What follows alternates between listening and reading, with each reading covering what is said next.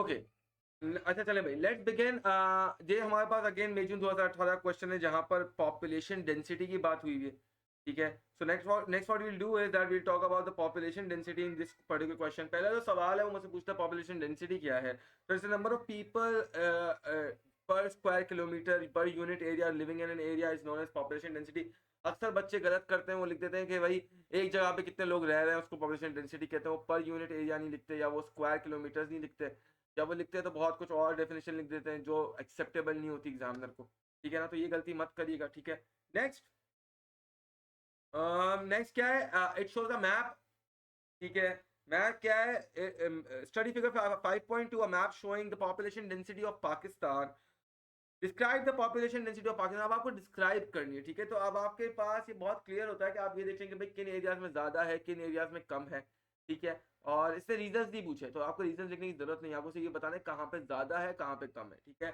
तो particularly if I go through my diagram, what I see is के आपके पास कुछ एरियाज हैं, जैसे नीचे आप देखें रेड पॉइंटर कराची का एरिया, डेफिसिट पॉपुलेशन नहीं है, ज्यादा पॉपुलेशन इधर, ठीक है। नेक्स्ट अगर मैं देखूँ तो हैदराबाद का रीजन, ठीक है, अराउंड हैदराबाद के करीब आपके पास पॉपुलेशन डेंसिटी बहुत ज़्यादा हाई।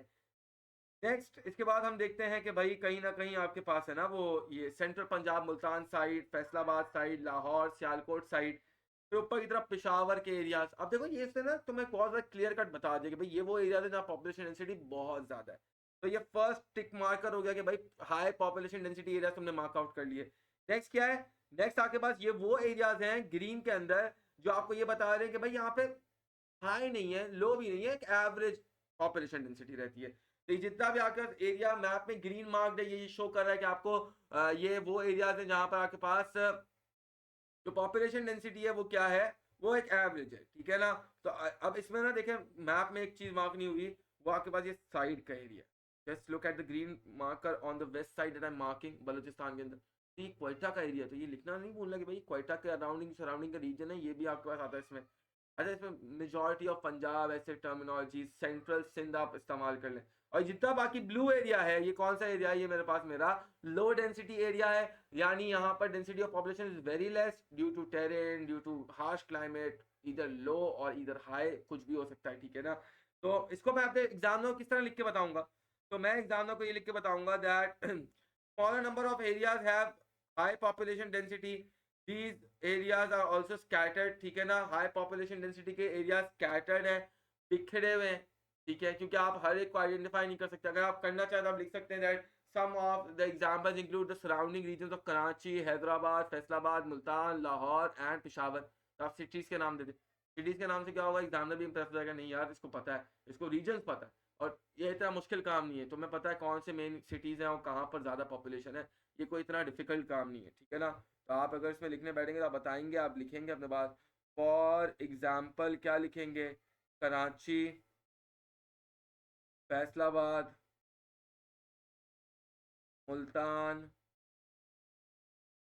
लाहौर, पिशावर, सियालकोट वगैरह भी था, आप चाहे तो लिख सकते हैं। Next, area such as Makran coast, central Balochistan, northern areas are less densely populated. वो हर एक एरिया होगा जहाँ पे टेरेन बहुत डिफिकल्ट है। आपने इसके एग्जांपल भी दे दिया है, जैसे सिंध के अंदर नारा थर छोलिस्तान वाला एरिया, खारान का एरिया, बलूचिस्तान के अंदर ऊपर देखें, ठीक है ना। ये सारे एरियाज ऊपर क्या है बेटा, मार्क है, मार्क हुए हुए, ठीक है ना।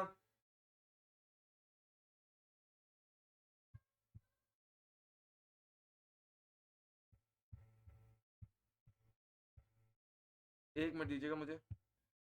हाँ तो भाई हम कहाँ थे, हम इस चीज पे थे कि भाई हमने एरियाज दिख रहे हैं वो अपने लेस डेंसली पॉपुलेटेड है। तो ये साइड का एरिया मैं रेड से मार्क कर रहा हूँ, प्लीज देख लीजिएगा। एक मिनट रुकिएगा प्लीज।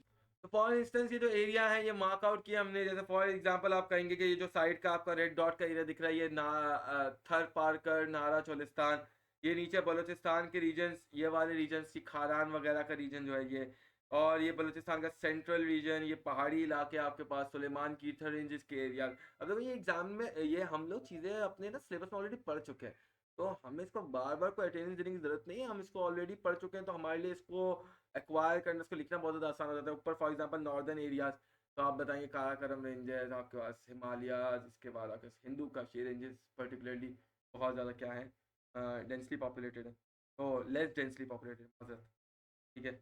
इसके बाद आपने ओवरऑल उन एरियाज के बारे में बता दिया, मॉडरेट पॉपुलेशन कहाँ पर है, इंडस प्लेन का क्रॉस बीच में था पंजाब के, ठीक है। इसके बाद जो ग्रीन वाला एरिया हमें दिख रहा है, इसके बाद हमने देखा था कि क्वेटा के अराउंड ये रीजन था, और हमने भी मार्क भी किया था, गालिबन शायद मार्कर हट गया है। तो आप ये भी याद रखिएगा कि जो क्वेटा के अराउंड सराउंडिंग में एरिया ना, ये भी आ जाएगा इसमें, तो आप लिख लीजिएगा अपने पास ये सब चीज़ें कि भाई क्वेटा का surrounding area, central Punjab near river Indus, specially Indus plain लिख लीजिएगा, तो upper Indus plain and lower Indus plain, उसकी एग्जाम्पल लिख लीजिएगा अपने पास, ठीक है। तो ये सब चीज़ें क्या होती है, एग्जाम को इम्प्रेस करती है कि नहीं भाई बच्चे को चीज़ें आती हैं, ठीक है, वो उसका आप पे भरोसा होता है कि नहीं भाई कुछ ना कुछ तो आता है, इसको कुछ ना कुछ सीख के आया है, ठीक है ना। आप इधर upper Indus plain and lower Indus plain लिख लीजिएगा, ठीक है। Now let's go and come on to a 4 marker again, ठीक है ना। Suggest reasons of the variation of population density, हम ऑलरेडी अपने नोट्स में देख चुके हैं मल्टीपल टाइम्स। आपको इधर बेसिकली रीजंस बताने कि क्यों इतना ज़्यादा varied population density, why is the population density varying a lot, ठीक है ना, इतना ज़्यादा वेरिएबल क्यों। तो उसमें पर्टिकुलर रीजंस आप लिख सकते हैं कि लोग शहरों में इसलिए रहते हैं क्योंकि एम्प्लॉयमेंट अपॉर्चुनिटीज आते हैं। आप इसमें of course urban and rural regions बताएंगे, पुश और पुल के, ठीक है ना, rural push factors, urban pull factors, ठीक है ना। इसमें बलूचिस्तान नॉर्दर्न एरियाज के अंदर टेरेन अच्छा नहीं, तो वहाँ पे लोग नहीं रहते, एग्रीकल्चर नहीं है, पानी नहीं है, सॉइल नहीं है, क्या उगाओगे, क्या खाओगे, पता ही नहीं। Next, better medical facilities, urban areas में तो लोग वहाँ पे ज़्यादा रहना पसंद करते हैं। Next, education facilities, health care facilities, मतलब पुश और पुल फैक्टर्स इधर क्या करने आपने एलिजिबली मेंशन करने। चलो नेक्स्ट आ जाएंगे। नेक्स्ट मेरे पास मेरा एक 6 मार्कर है, Pakistan wait, Pakistan population is predicted to be double by 2050, यानी हो सकता है कि 2050 तक पाकिस्तान की पॉपुलेशन क्या हो जाए, डबल हो जाए। If population growth continues at the current rate, एक मिनट मुझे दीजिएगा, 347 ऑनवर्ड्स है आदिस बेटा, 347 टू 435 पेज नंबर है, ठीक है। चलिए नेक्स्ट, हाँ, तो evaluate whether it will be possible for the government to support the population of Pakistan in the future, give reasons to support your judgment and refer to the examples you have studied। तो आपने सिर्फ ये बताना है कि भाई पाकिस्तान की government के लिए क्या इस पॉपुलेशन को सपोर्ट करना पॉसिबल होगा या नहीं होगा, आपने उसके बारे में लिखना है, सही है। तो आपने पॉसिबिलिटीज लिखनी है और इसमें क्या लिखने हैं, प्रॉब्लम्स लिखने हैं। याद रखिएगा डेवलप करना मत भूलिए, डेवलप करना अगर आप भूल गए तो एग्जामिनर आपको भूल जाएगा, ठीक है ना। तो आपने मेक श्योर करना है कि एग्जामिनर आपको ना भूले, कोई भूले ना, कोई भूल जाए, सब भूल जाए आपको, एग्जामिनर ना भूले आपको, ठीक है। चलिए भाई नेक्स्ट आ जाएंगे इसके ऊपर कि आपके पास पॉसिबिलिटीज़ की बात करेंगे कि बहुत सारी पॉसिबिलिटीज़ है कि गवर्नमेंट बहुत एजुकेशन फैसिलिटीज़ दे। इसमें आप फैमिली प्लानिंग प्रोग्राम की बात कर सकते हैं ताकि लोग कंट्रोल रखें, ठीक है, अपने बर्थ रेट्स के ऊपर। नेक्स्ट क्या है कि गवर्नमेंट है ना एम्प्लॉयमेंट अपॉर्चुनिटीज़ दे ताकि लोग अगर ज़्यादा बच्चे उनके हैं तो उनको सपोर्ट कर सकें, या अगर औरतों को ही एम्प्लॉयमेंट अपॉर्चुनिटीज़ मिल रही हैं तो कहीं ना कहीं फिर दे रिफ्रेन फ्रॉम गेटिंग बर्थ्स, ठीक है। इसके बाद आप इधर डिस्कस कर सकते हैं कि government can provide incentives to farmers, तो ताकि फूड शॉर्टेजेस नहीं हो, यानी आपने ये भी बताना है कि किस तरीके से रिसोर्सेज भी तो आपने प्रोवाइड करना है आगे आने वाली फ्यूचर जनरेशन के लिए।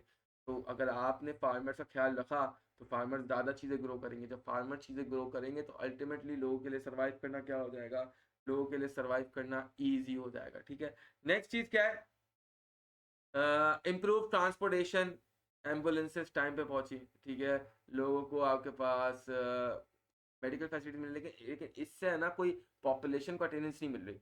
पॉपुलेशन अटेंडेंस के लिए फिर आप उसको कनेक्ट करिएगा इंडस्ट्रीज के साथ, इंडस्ट्रीज को रॉ मटेरियल पहुंचे, इंडस्ट्रीज को इफेक्टिवली इस्तेमाल करे, प्रोडक्ट्स बनाए और प्रोडक्ट्स बना के लोगों को सप्लाई करे।